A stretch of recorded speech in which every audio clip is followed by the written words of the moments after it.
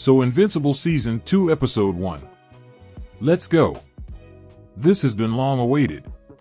Since its initial debut release of Season 1 in early 2021 and now in late 2023, we finally have a second season. I enjoyed this episode. It was quite surprising and shocking with plot twists and an engaging story. I would like to put it out there that this review will have spoilers. So if you don't want to be spoiled or hear any spoilers of the show, I suggest you click off now. You can check out my other videos. Anyways, back to the review. So this is the first episode of Invincible Season 2. There's a quick recap of last season, then we start off with Immortal fighting Invincible. At first I thought they were sparring. They did not seem like they wanted to kill each other, even though they were making sonic booms with each attack. I'm sat here thinking Immortal is now Mark's mentor or something along that line. I think they are having an intense training session. Then Invincible starts talking about I've been hit harder, so it seems like it's a playful contest, but then Immortal makes a remark in saying Invincible is arrogant like his father. This is where I feel the atmosphere changes between the two. Invincible states he is trying to save lives. So now I'm thinking there's something wrong with Immortal. Maybe he's the bad guy, something must have happened, or he's taking revenge on Mark for what Omni-Man did last season. He then grabs Mark and then... What Omni-Man did? After what you did? Let's get that back in slow motion.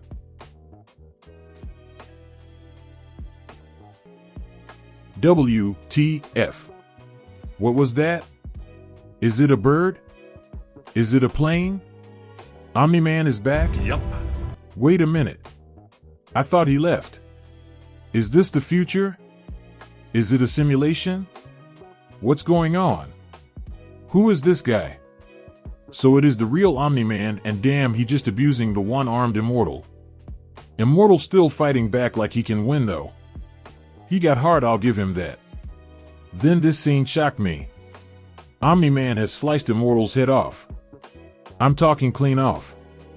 Then Invincible catches it and crushes it. That means Immortal is gone for good, right? But damn, I was not expecting that. So what is Invincible on? Is he on the side of good or evil? Is he a hero? Or a villain? Or the next Homelander? I don't know what to think. Maybe this whole scene is a nightmare. Mark is having a dream of what could have happened. If he was truly radicalized by his father, this is what he would become. Because after all he did, and all the emotion he showed last season, it seems out of character for Invincible now. Like, what could have Omni-Man have said to turn Invincible into this guy we see now? The whole opening scene is getting weird. I'm guessing maybe it is a future scene. So we have probably time skipped from the last season. We might then get a rewind to see why this happened. You know, like the movie cuts that go. Yeah, that's me. You're probably wondering how I got here. Now let me take you back. We soon find out this isn't the case. It's a parallel universe, but I will talk more about it later. Going back to the scene. Mark and his dad are tag team partners on a new world order. And Invincible, I guess, is the voice of reason for the people. Okay, this may be a spoiler for the series, as I am about to talk about something I have seen from Reddit which is based on the comics. If you don't want to hear it, look below and skip to the part suggested. So I saw this from Reddit that Mark and his dad do eventually team up. I'm not sure if it's to defend Earth or to take over it. So this is what I thought was happening at this point. Back to the show. The city looks run down.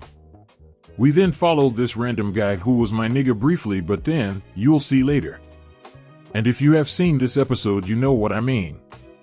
We follow this guy and he takes us to the Resistance, where we see some of the members of Team the New Guardians of the Globe.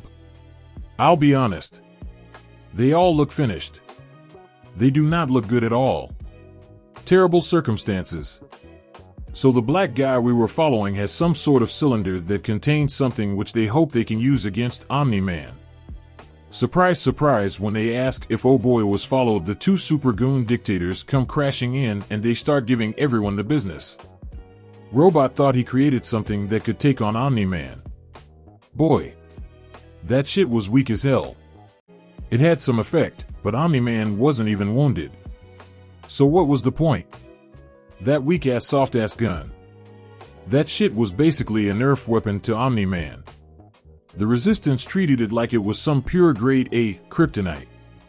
Turns out to be a regular schmegular laser. I expected more. Anyways, they get to squabbling. Mark gets a hold of Eve saying she should join them in their dictatorship. And Eve tells him never. So Mark snaps her neck. And this was some sick shit because the way he did it was not to kill her, but paralyze her. And this shit right here makes it sicker. Once he done the deed, he told his dad the neck snap didn't kill her, it only paralyzed her. Omni-Man was like, so that's what you were doing to those protesters? You telling me my nigga was practicing paralyzing techniques by neck snapping? Unbelievable. This is a sick-ass nigga. He was snapping folks' necks just to get his paralyzing technique right. This is some Homelander level of sickness. Anyways, after all this, they confront a random black guy who turns out to be a teleporter, and he teleports away from the dynamic duo last minute. Thankfully, we are back to the present. Well, not present day.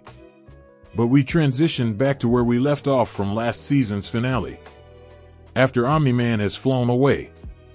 So there's no Omni-Man here, and Invincible is not a psycho. He is just floating around, doing small superhero tasks here and there. He is obviously taking in what has happened and how it's affected him. I don't really want to use the word trauma, but I do guess it was a traumatic experience for him. Skipping a few scenes. We then cut to the Mauler clones in prison. They're back in their cells arguing with one of the guards. The one who they smacked on the glass. Then a portal appears in their cells. And without second thought, they walk through, and it directs them to the teleporter whose name is Angstrom Lee V.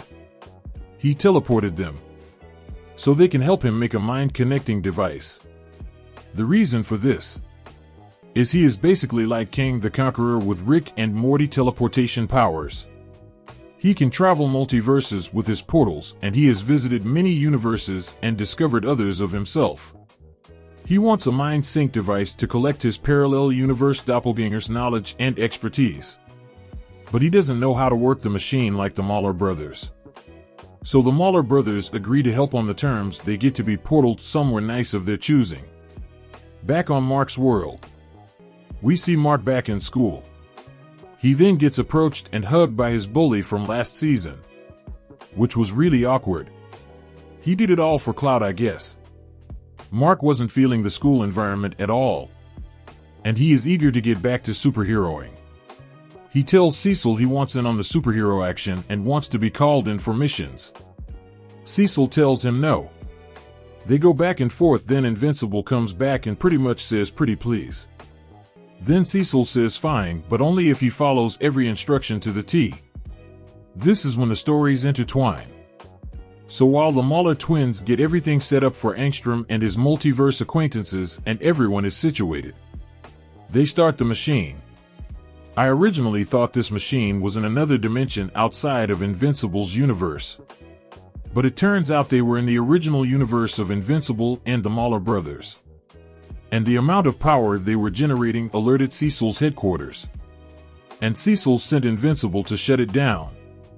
They didn't even know what was going on. But they wanted everything there to be shut down.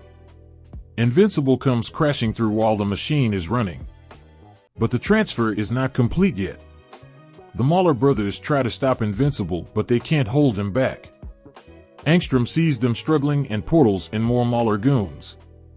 Now with the added numbers, they start battering Invincible. Invincible is pretty much getting jumped at this point. Get him up, let him get up, let him get up, let him get up.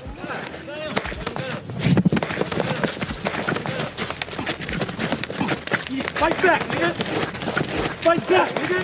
Fight back! Fight back! They start beating him badly and getting riled up and excited. They now have set intention to take out Invincible for good. Angstrom sees what they are doing. He does not want them to kill Invincible, as he is a pacifist. He pleads with them to stop. But they aren't stopping.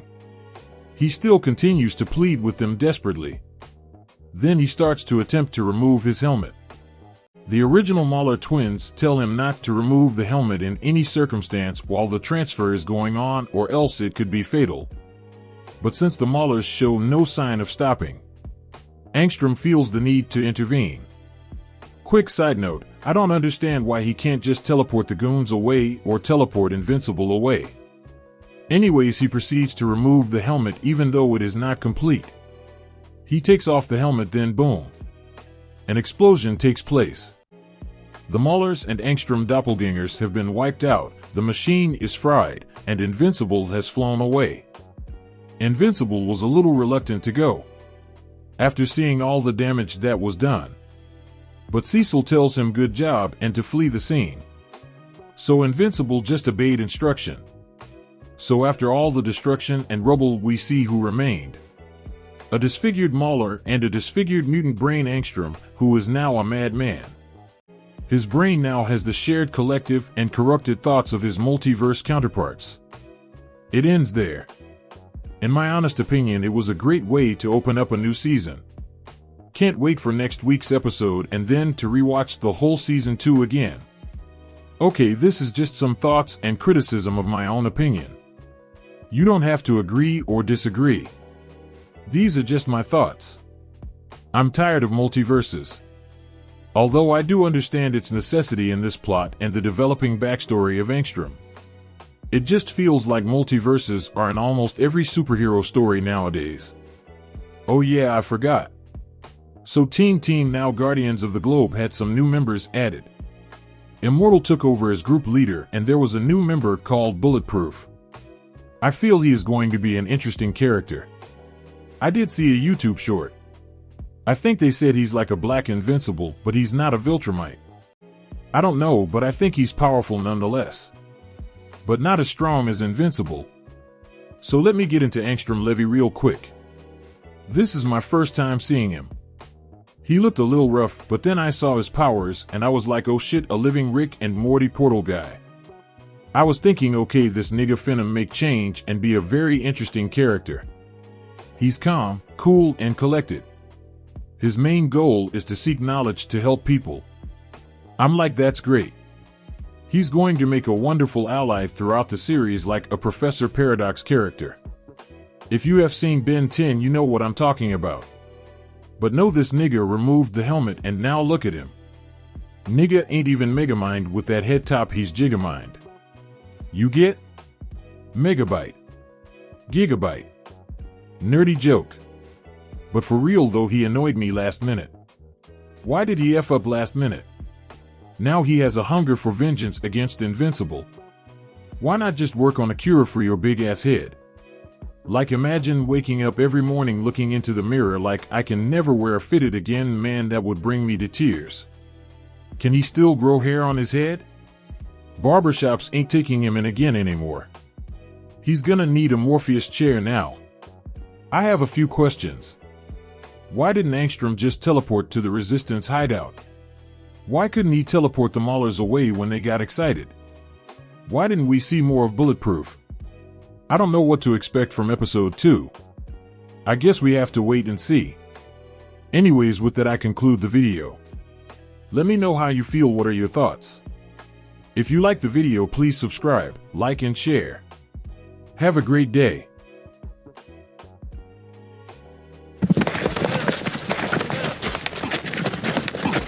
Fight back, nigga! Fight back, nigga! Fight back! Fight back!